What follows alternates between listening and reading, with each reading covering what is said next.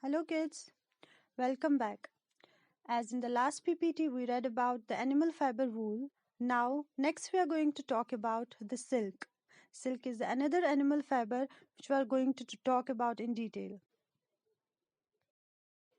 Hello kids, now let's talk about silk. Actually, silk fiber is obtained from the cocoons of silkworm, that is silk moth. The silk moth lives on the leaves of mulberry plant. There are different types of silkworms which produce different type of silk fiber in terms of the luster and texture.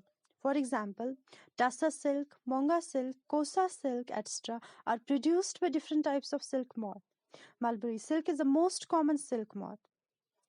Now, culturing the silk is called as sericulture. The rearing of silkworm for obtaining silk is called as sericulture. Now, here in the diagram, you can see the silk moth, the female silk moth and the male silk moth.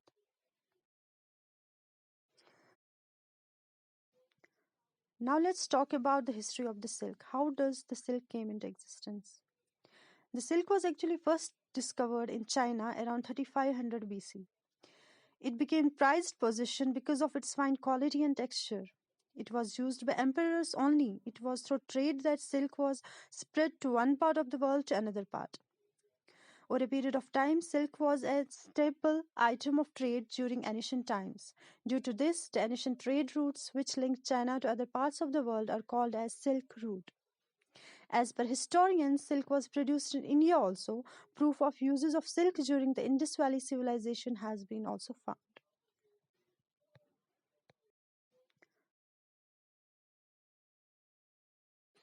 Now next we are going to talk about the life cycle of silkworm. There are actually 4 stages in the life cycle of silk moth. Number first stage is the eggs, second is larva, third is pupa, and the final stage is the adult stage.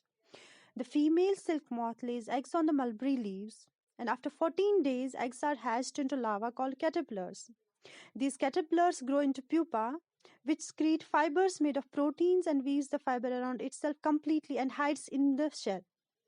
This covering is called as cocoon. Now the cocoon is made of fibers. The pupa live in the cocoon for some time and grow into an adult silk moth and comes out of the cocoon.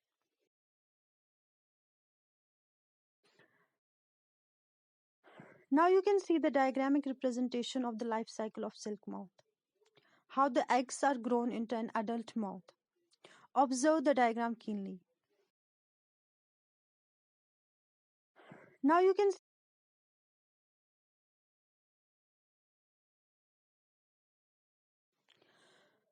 Now let's talk about the processing of silk.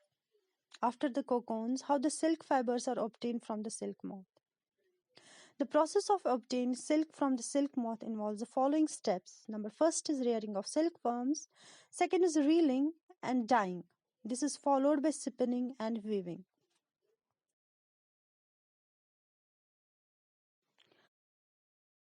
Now the first step is the rearing of the silkworm. The female silk moth lays eggs. The eggs are stored over a clean cloth or paper strips. The eggs are warmed to a suitable temperature. The eggs hatched into larvae called caterpillar or silkworms.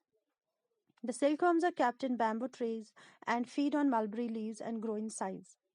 After 30 to 40 days, the silkworms stop eating and begin to spin cocoons. Cocoons get hardened because of exposure to air. Inside the cocoons, the silkworm develops into silk moth.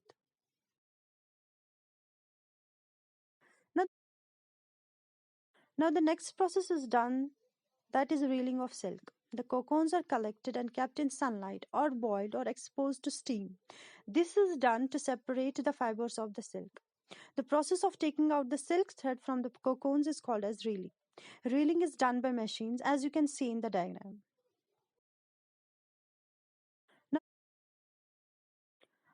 now the next process involved is the dyeing of the fiber. We give different colors to different fibers of the silk. And then we spin and weave the fiber. The silk fibers are then spun into threads and woven into different types of silk cloth, that is fiber.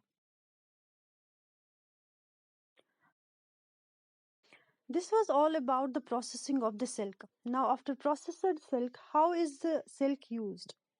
The silk is a costly fiber actually. Silk fiber is used for weaving cloth, especially traditional dresses in India like sari, kurta, shawl, and other wedding clothes. Silk had always been prized for its luster and fine quality. The countries which produce silk on a large scale are China, first rank, and India. This This was all about the chapter Animal Fibers. Hope you understood it fully. Now, what you have to do, take your pen and paper and write the answer of the following questions. Name some wool yielding animals. What do you mean by fleece? Explain the process of making yarn from fabric. Draw and explain the cycle of silk moth. Sum up some uses of wool and silk. This was all about the chapter